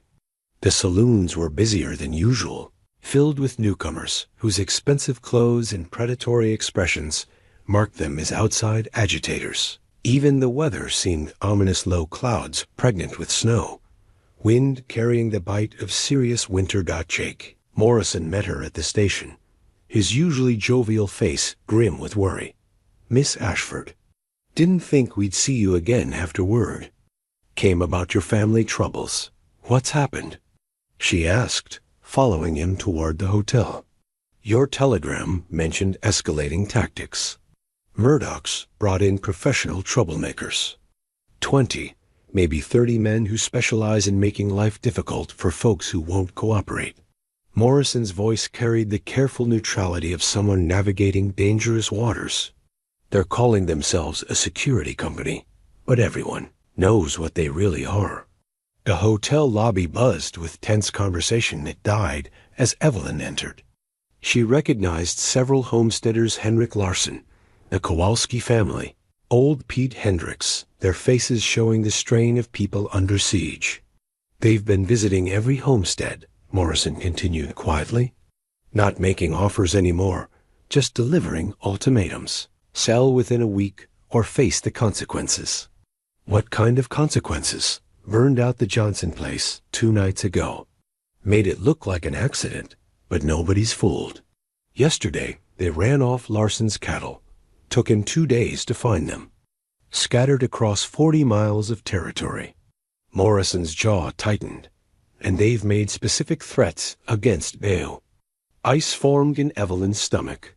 "What kind of threats?" "Said his cabin represents obstruction of territorial development. Gave him until tomorrow to vacate voluntarily or face forced removal." Morrison glanced around the lobby, lowering his voice further. "Problem is, Bo's not backing down. He's talking about making a stand." The implications were terrifying. Bo was skilled and determined, but he was one man facing professional intimidators with no legal constraints. A violent confrontation would end only one way. "I need to see him," Evelyn said urgently. "Roads being watched. Murdoch's men have set up checkpoints to monitor who's coming and going." Morrison studied her face with shrewd eyes. "Though I reckon a determined person might find other ways to reach his valley." Henrik Larsen approached, his weathered face showing both hope and desperation. "Miss Ashford, praise God you're here. We've been trying to organize legal resistance, but none of us understand the law well enough to fight these papers they're waving around." "What papers?" "Condemnation orders, they call them.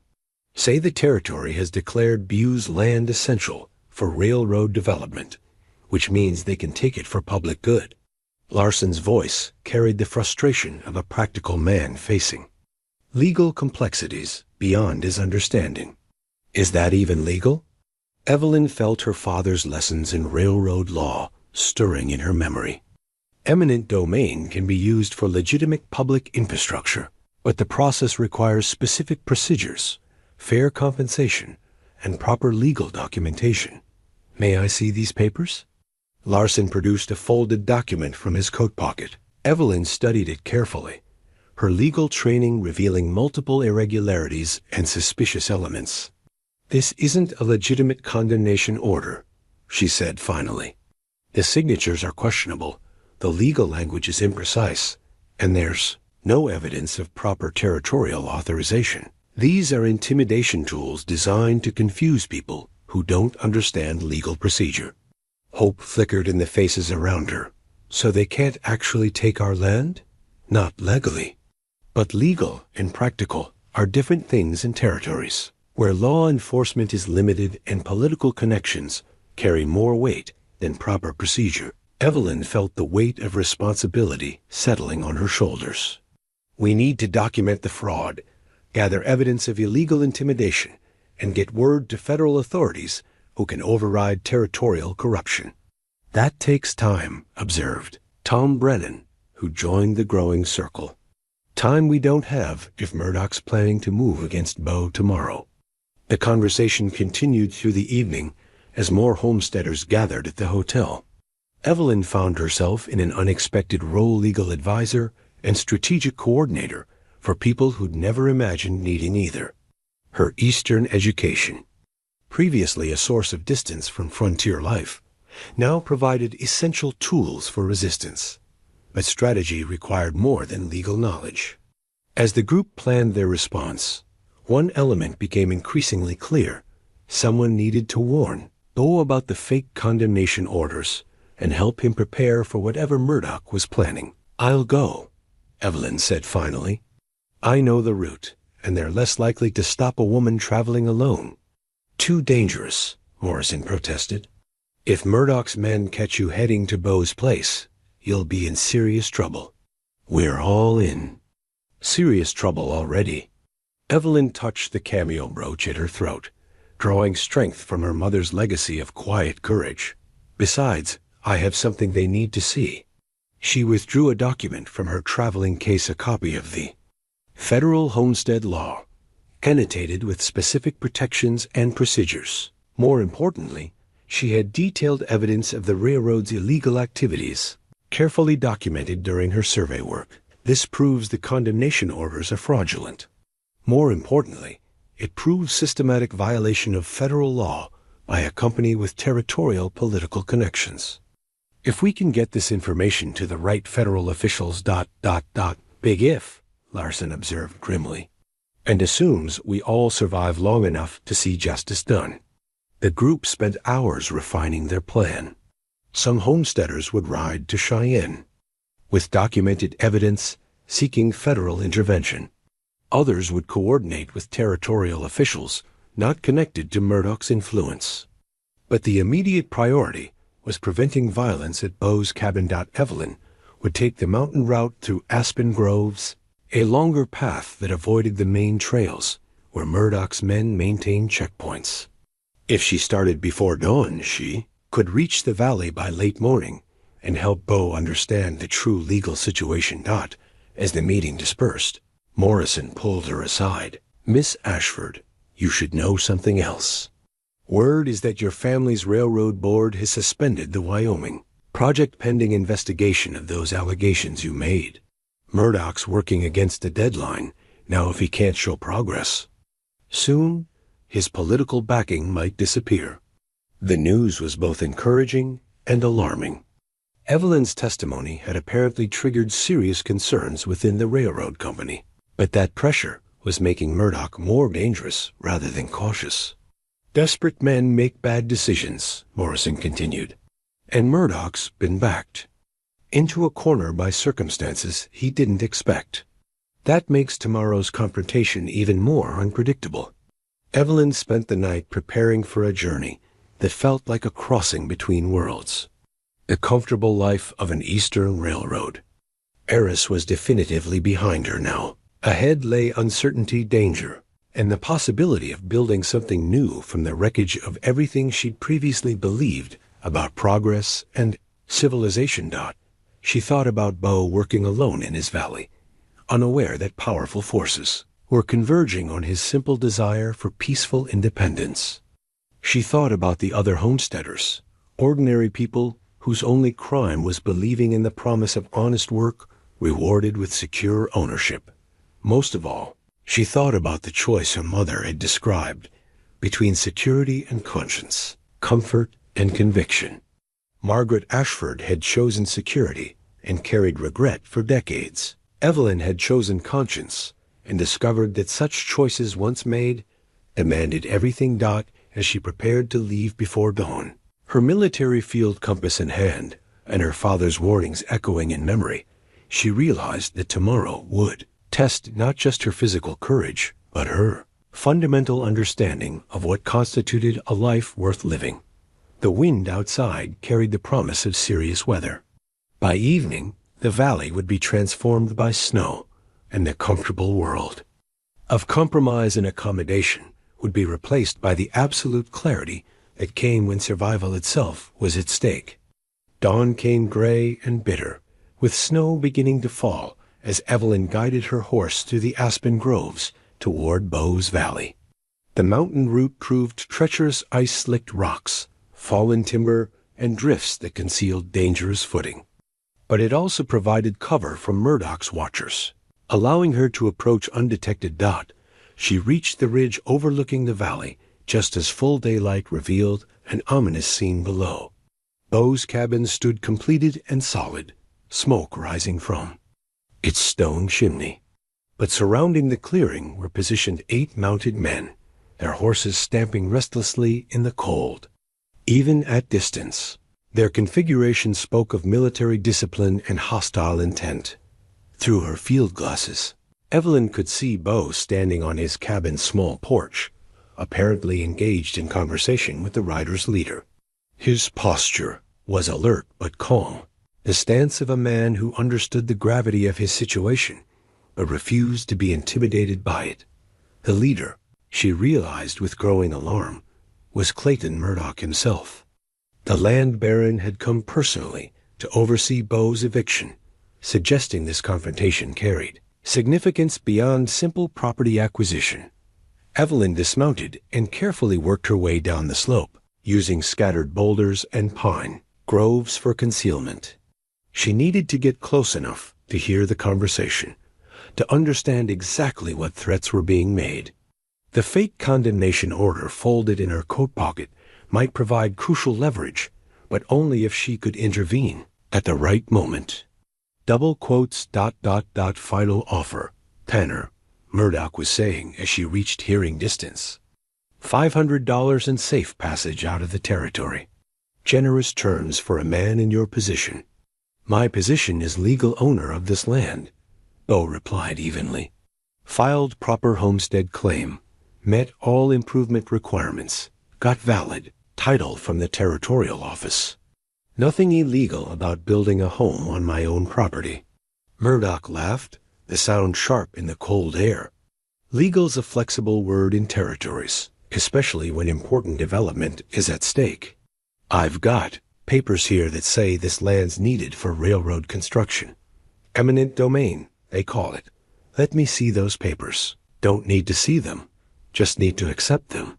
Murdoch's voice hardened. You've got 1 hour to pack whatever you can carry and ride out.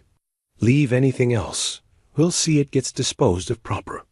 Evelyn could see Bo's jaw tighten, his hands moving closer to the axe handle, leaning against the porch railing. And if I refuse? Then we'll dispose of the obstacles to development. All of them. The threat was unmistakable. Your choice, Tanner. Easy way or hard way. But this land gets cleared today. This was the moment Evelyn had prepared for. Taking a deep breath, she stood and walked into the clearing, her hands visible and empty, projecting as much authority as she could manage. Murdoch, she called. I need to speak with you about those condemnation papers. The effect was electric. Murdoch spun in his saddle, his face showing genuine shock at her appearance. His men reached instinctively for weapons before recognizing that she presented no physical threat. Miss Ashford. Murdoch's recovery was quick, but she'd seen the momentary fear in his eyes. Didn't expect to see you back in the territory. Heard your family had disagreements about railroad policy. My family's policies are irrelevant to federal homestead law, Evelyn replied, walking steadily toward the confrontation. Which is what I need to discuss with you. Bo's expression showed surprise, and something else relief, perhaps, or simply gratitude that he no longer faced this threat alone. But concern shadowed his features as he realized the danger her presence represented. Miss Ashford, he said, quietly, you shouldn't be here. I'm exactly where I need to be. She reached into her coat and withdrew the folded document. Mr. Murdoch, these condemnation orders you're using to threaten homesteaders, they're fraudulent. That's a serious accusation, Murdoch said carefully. It's a documented fact. Evelyn unfolded the paper, displaying the questionable signatures and irregular legal language. This document lacks proper territorial authorization, uses non-standard legal terminology, and bears signatures that don't match official records. It's a fake designed to intimidate people who don't understand legal procedure. Murdoch's horse shifted nervously, reflecting its rider's growing tension. Legal technicalities don't change practical realities. Developments coming, whether small, claims stand in the way or not. Actually, they do change practical realities. Because I've already sent copies of these fraudulent documents to federal authorities in Denver and Washington. Evelyn's voice carried the calm certainty of someone holding superior cards, along with detailed evidence of systematic intimidation, property destruction, and violation of federal homestead protections. For the first time, Murdoch looked genuinely worried. Federal investigation represented a threat his territorial political connections couldn't deflect. You're bluffing, he said, but uncertainty colored his voice. Federal Marshal Davidson arrived in Cheyenne yesterday evening, Evelyn continued, embellishing truth with strategic fiction. He's conducting preliminary interviews with affected homesteaders and reviewing evidence of illegal land acquisition practices.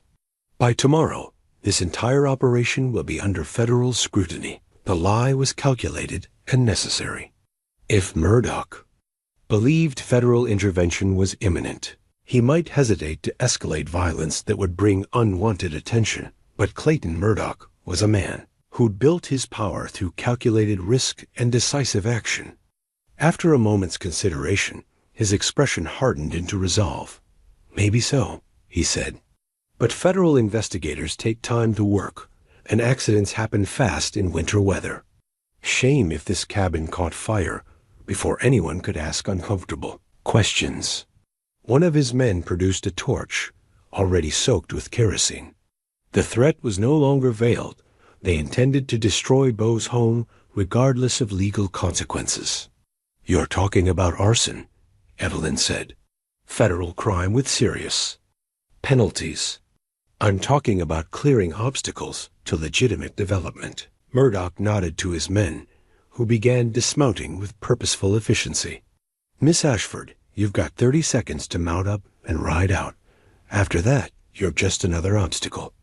Beau stepped forward, his hand now gripping the axe handle. "Evelyn, get back to your horse. This isn't your fight." "Yes, it is."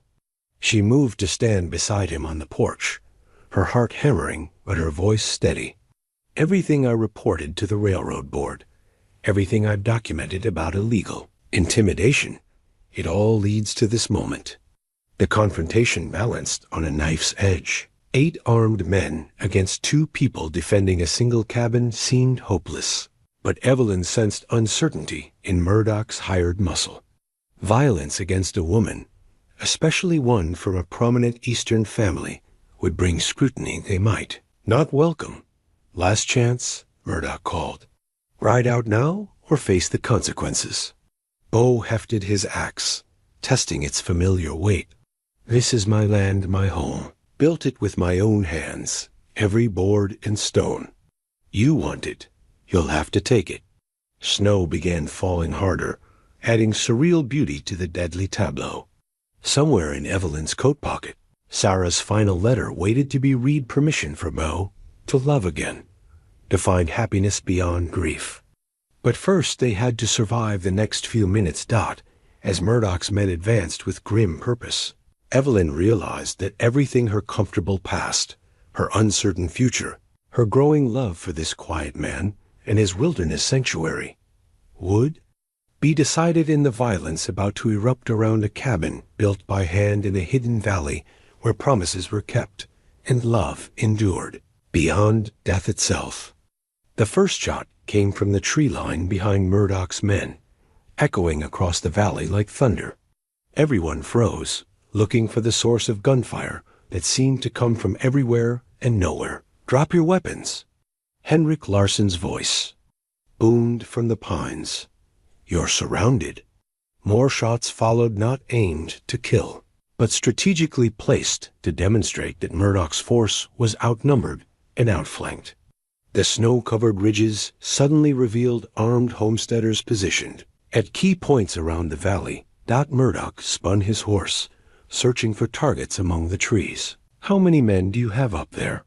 "Enough," came Tom Brennan's voice from a different position. "Every homesteader in the territory, plus some ranch hands who don't appreciate outside troublemakers." Evelyn felt a surge of hope mixed with terror.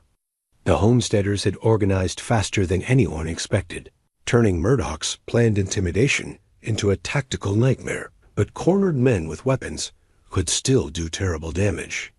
"This changes nothing," Murdoch snarled. "You're all trespassing on railroad property now. When the territorial authorities are on their way," interrupted a new voice from the main trail. "Along with the federal marshal and enough evidence to hang you for conspiracy and extortion." Jake Morrison emerged from the trees, flanked by 2 men wearing federal badges. Behind them rode a small army of concerned citizens from Bitter Creek, armed and determined. Marshal Davidson, one of the badge wearers, announced, his voice carrying absolute authority. "You men are under arrest for conspiracy to violate federal homestead law." intimidation of legal claimants, and attempted destruction of private property. The sight of federal law enforcement transformed confrontation completely. Murdoch's hired men, professional troublemakers accustomed to operating beyond legal oversight, suddenly faced consequences they couldn't intimidate or buy their way out of. "This is railroad business," Murdoch protested, but his voice had lost its earlier confidence. "Legitimate territorial development authorized by proper authorities." "Proper authorities don't authorize arson," Marshal Davidson replied grimly, "and they don't create fake legal documents to steal private property." He held up copies of the fraudulent condemnation orders Evelyn had exposed, along with what appeared to be additional evidence. "Miss Ashford's documentation led us to a very interesting investigation. Seems your Territorial Development Corporation has been operating without legal authority for months." Evelyn looked at Bo, seeing her own amazement reflected in his eyes. Her desperate gamble had apparently triggered real federal intervention, turning her strategic fiction into unexpected reality. "Furthermore," the marshal continued, "we've received sworn testimony from multiple witnesses regarding systematic intimidation, property destruction, and threats of violence. That's enough for federal conspiracy charges against everyone involved." The homesteaders began emerging from their positions, weapons lowered but still ready. Evelyn recognized faces from the hotel meeting ordinary farmers and ranchers who'd risked everything to protect their community. Murdoch's men found themselves surrounded by determined neighbors and federal authority. One by one, they began dropping their weapons and raising their hands. "Clayton Murdoch," Marshal Davidson announced formally, "you're under arrest for conspiracy to violate federal law, extortion, intimidation of legal claimants, and attempted destruction of private property." As federal deputies moved to secure the prisoners, Murdoch played his final card. "You people don't understand the forces you're dealing with. This railroad project has backing from Chicago, from territorial government, from powerful men who won't be stopped by some frontier marshal." "Maybe not," Evelyn said, stepping forward. "But they will be stopped by congressional investigation, federal prosecution, and public exposure of illegal business practices." She withdrew additional documents from her court correspondence she'd copied from her father's files, financial records showing illegal connections between the railroad and territorial officials. "I've sent copies of everything to newspaper editors in Denver, Chicago, and Washington. Your powerful backers will be too busy protecting themselves to worry about Wyoming Territory land grabs." The revelation hit Murdoch like a physical blow. Public exposure of corruption was the one weapon. His political connections couldn't counter Dot. As the prisoners were secured and led away, the homesteaders began to relax. Children appeared from hidden places. Wives emerged from timber where they'd waited in terrified silence. The community that had scattered in fear was reforming in relief and triumph. Bo stood on his cabin porch, axe still in hand, surveying the aftermath of violence that had become victory through community courage and federal intervention. His gray eyes found Evelyn's, reflecting gratitude, amazement, and something deeper. "Miss Ashford," Marshal Davidson approached, his expression respectful. "Your documentation made this intervention possible. Without detailed evidence of systematic fraud and intimidation, we couldn't have acted with such certainty." "I just reported what I saw," she replied. "These people did the real work standing up to intimidation, organizing resistance, risking everything to protect their homes." As the federal officers departed with their prisoners and the crowd began dispersing, Evelyn found herself alone, with Bo beside the cabin that had become the focal point of something larger than either of them had expected. "You came back," he said quietly. "Even after everything that happened with your family, you came back." "I had to," she replied. "This is where I belong now." Snow continued falling, dusting the completed cabin and the small memorial to Sarah that marked the beginning of Bo's healing. But now it also marked something new, the foundation of a love built on shared values, mutual respect, and the courage to stand for principles that mattered more than comfort or convention. The railroad would still come to Wyoming territory, but it would come honestly, legally, with respect for the people who'd already claimed these lands with their labor and dreams. And in a hidden valley, where a man had built a home with his bare hands, two people who'd found each other across vast differences of background and expectation began building something even more lasting than walls and roof beams. They began building a future together. 6 months later, on a warm June morning that painted the Wyoming Valley in shades of gold and green, Evelyn Ashford stood beside the completed cabin, wearing a simple dress of ivory cotton and her mother's cameo brooch. In her hands she held 2 rings that Bo had forged himself at Henrik Larsson's blacksmith shop, simple bands of honest metal that caught the morning sunlight. The wedding was small, attended by the homesteader families who'd become their closest friends and allies. Dr. Henley performed the ceremony with the dignity of a man who'd seen too much of life's fragility to take its joys lightly. Jake Morrison served as Bo's best man, while Mrs. Kowalski stood beside Evelyn as matron of honor.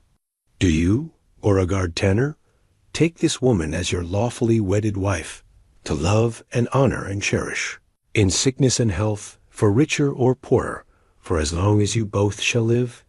I do, Bo said, his storm-gray eyes steady on Evelyn's face. His hands, scarred from countless hours of honest labor, were gentle as he slipped the ring onto her finger. Do you, Evelyn Margaret Ashford, take this man as your lawfully wedded husband, to love and honor and cherish, in sickness and health, for richer or poorer, for as long as you both shall live? I do, she replied, her voice clear and certain. As she placed Bo's ring on his work-hardened finger, she thought about the journey that had brought them to this moment, from that first encounter, when she'd represented everything he distrusted about Eastern wealth and power, to this morning, when they stood as equals building a life together.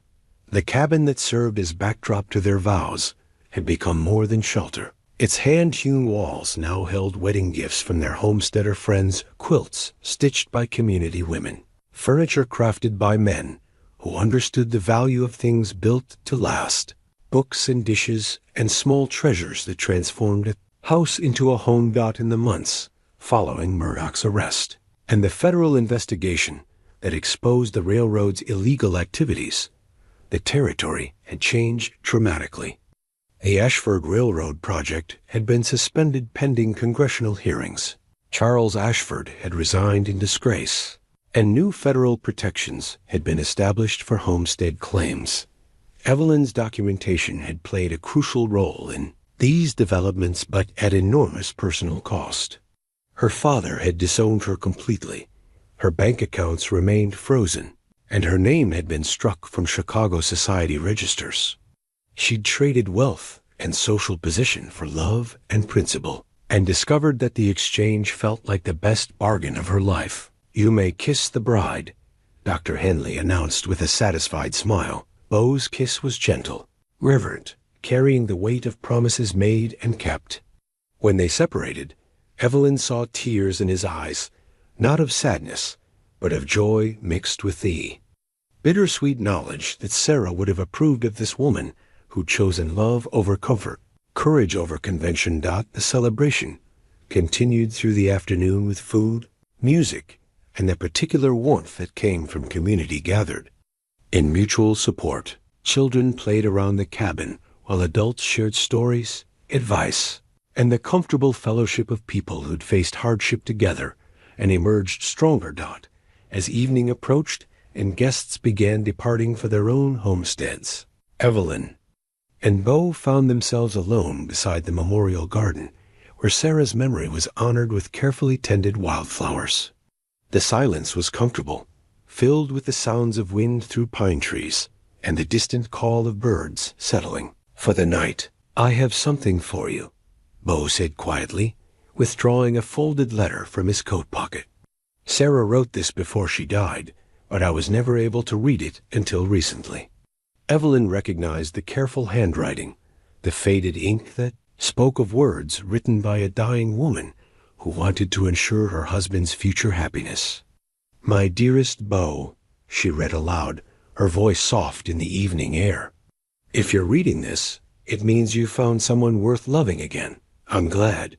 You have too much goodness in you to waste it grieving forever. Love her with the same devotion you showed me, but don't love her as my replacement. Love her for who she is, for the unique joy she brings to your life. Build something beautiful together, something that honors the past while embracing the future. And remember that love shared doesn't diminish love remembered. It multiplies it. Be happy, my dear one. Be gloriously, completely happy. All my love, Sarah." Tears flowed freely down Evelyn's cheeks as she finished reading. The generosity of spirit in those words, the selfless desire for her husband's continued happiness, spoke to a depth of love that transcended death itself. "She would have liked you," Beau said simply. "Would have appreciated your courage, your willingness to fight for what's right, even when it costs you everything." "I hope so," Evelyn replied. "I hope to be worthy of the life you built here, the promises you kept, the love you're offering me now." They stood together in the gathering dusk, two people who'd found each other across vast differences of background and experience.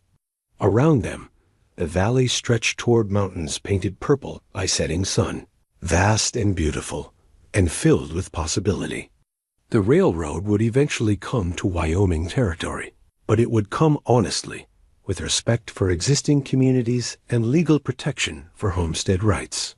Other valleys would be preserved, other families protected from the kind of systematic intimidation that had once threatened this peaceful place. Evelyn thought about her mother's words regarding the choice between security and conscience.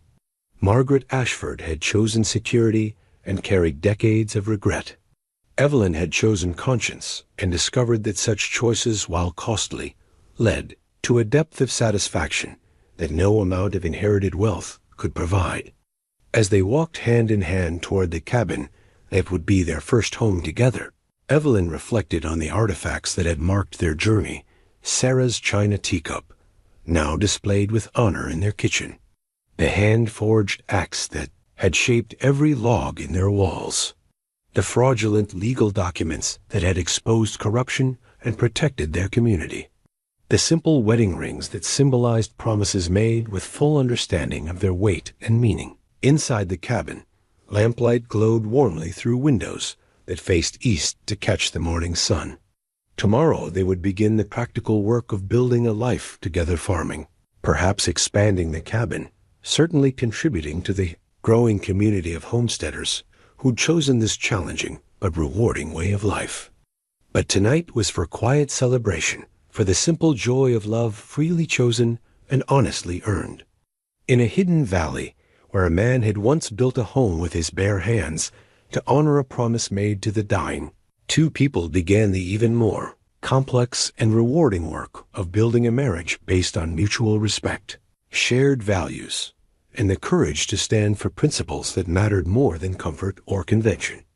The Wyoming wind carried the scent of pine and sage, of wildflowers and distant snow, of endless possibility in a territory where people could still build something lasting with their own hands and hearts.